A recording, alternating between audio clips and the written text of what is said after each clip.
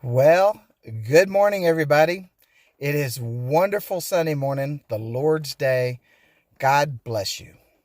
There are so many awesome, wonderful, hero type men and women, and sometimes even young ones in the Bible that we know so much about.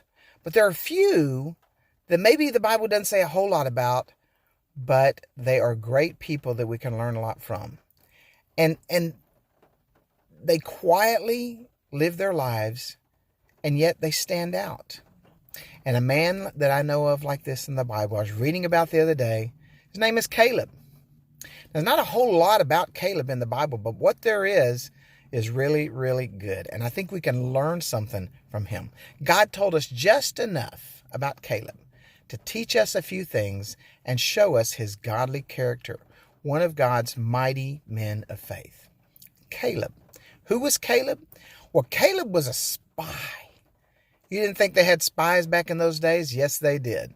Caleb and 11 other men went to spy out the promised land for Israel when they were fixing to go over there after leaving Egypt.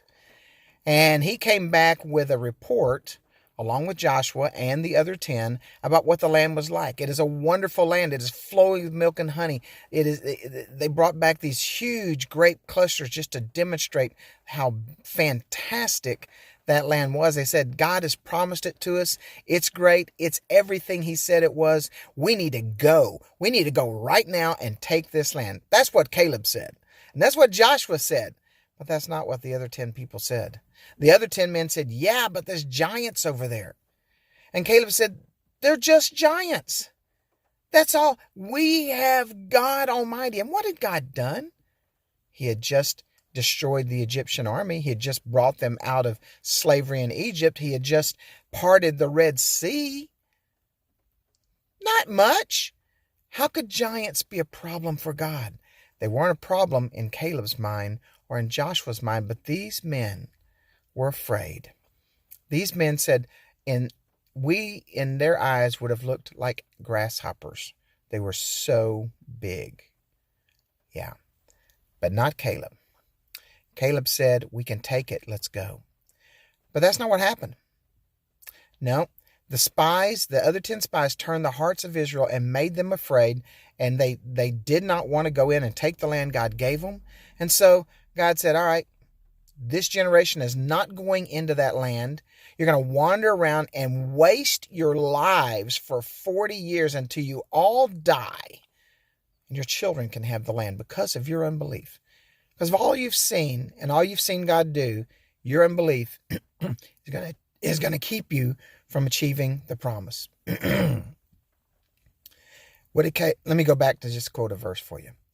Caleb said specifically, Numbers 13:30, and Caleb stilled the people before Moses and said, let us go up at once and possess it, for we are well able to overcome it. But they said no. They said no. Because of unbelief, they said no. So God made them wander around for 40 years. Caleb had to wander around with them. Caleb and his family, who were believers, who trusted God, had to be with this ungodly, unbelieving group of people for 40 years. 40 years of Caleb's life is wasted because of someone else's unbelief. But he was faithful. He did not deserve that punishment because he was faithful. But he was faithful to God to endure the punishment of his people in spite of his faith and obedience in God. He trusted God. Sometimes stuff happens around us. And sometimes we're ready to soar with the Lord. We're held back because of others. It's not our fault. Not our doing. Not even for our benefit. The punishment does not belong on us. And yet, here we find ourselves. How did this affect Caleb? What did this do to his mental state? How did his emotions and his spirit respond to this? Did he quit? Did he curse God? Did he get depressed? Nope. He suffered with his people. He looked forward to a promise that God gave him. and he led his people.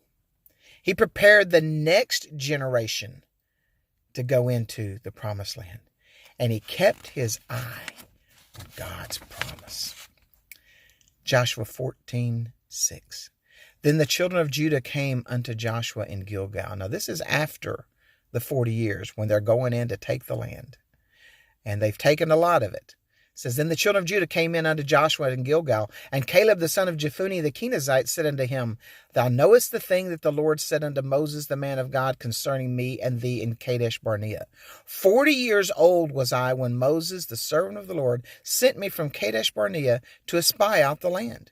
And I brought him word again that as it was in mine heart.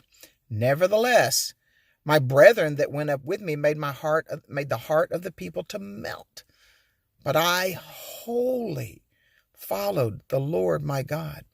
And Moses sware on that day, saying, Surely the land whereon thy feet have trodden shall be thine inheritance, and thy children's forever be followed the Lord my God.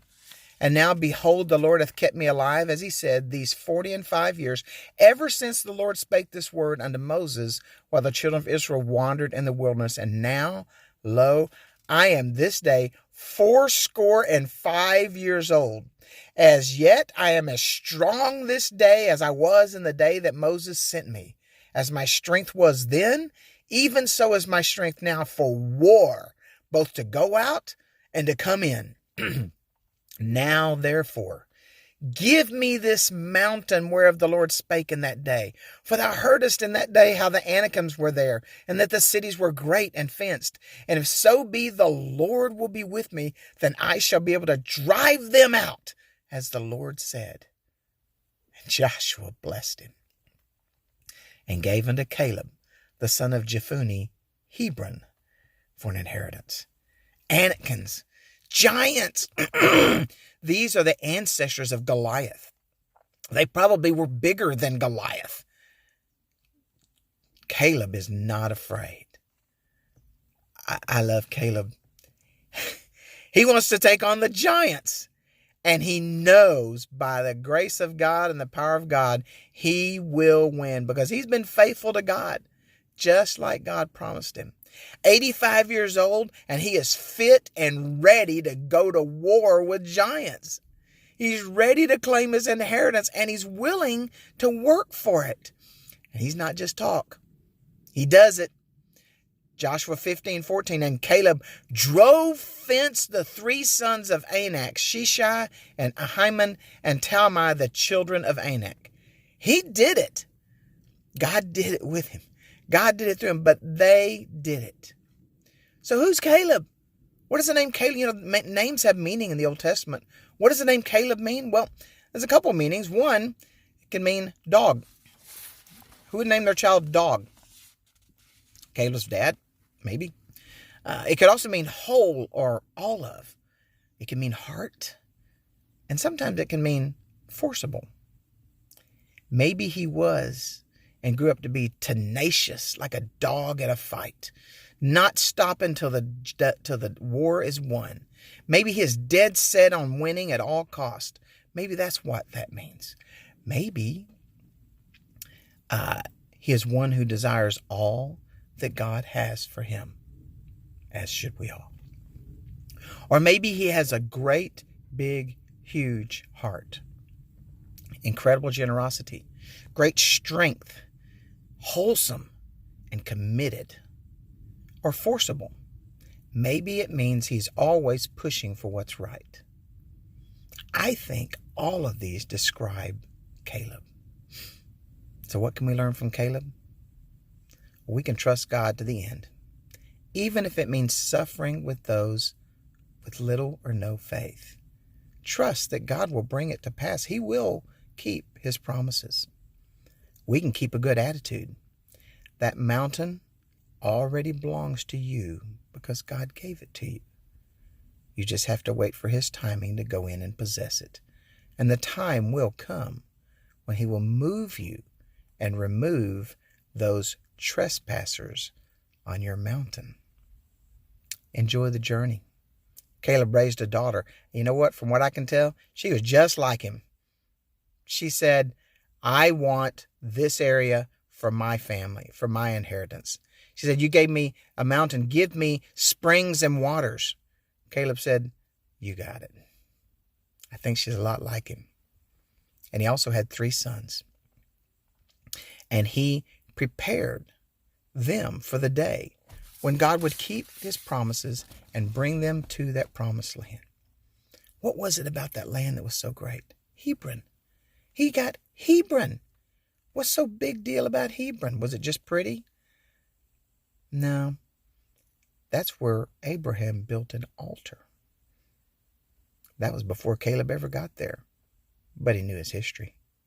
That's where Abraham buried Sarah, his wife. She died there. She was buried there. That's where Abraham, Isaac, and Jacob were buried. That's where Samson took the doors of the gate of the city of Gaza and 2 posts up onto a hill near there. That is a holy place to Caleb. And he wanted a place with a great heritage, not because it was pretty, because of his history. Later David took refuge there when he was fleeing from Saul. David was anointed king of Judah right there in Hebron.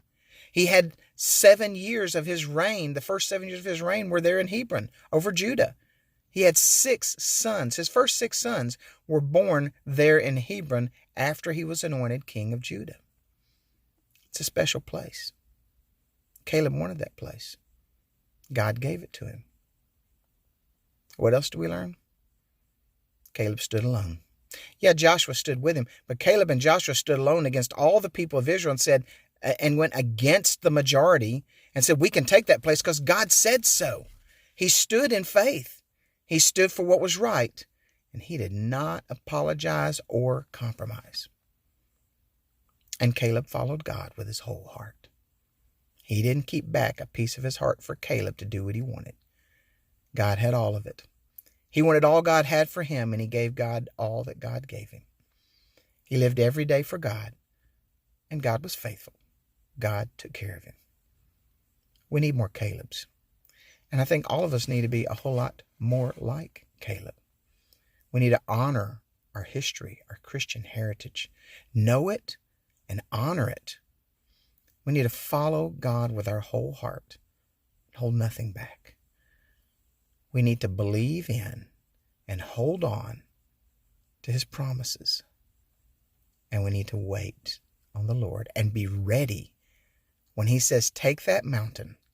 Know that he will make us as strong as the day he promised that mountain, and then he will deliver it into our hands for his glory and for our benefit and the benefit of our families. God bless you all. It's the Lord's day. Be in his house today with his people if you at all can. Next week, I have something very, very special for you, and I hope you'll tune in. God bless you.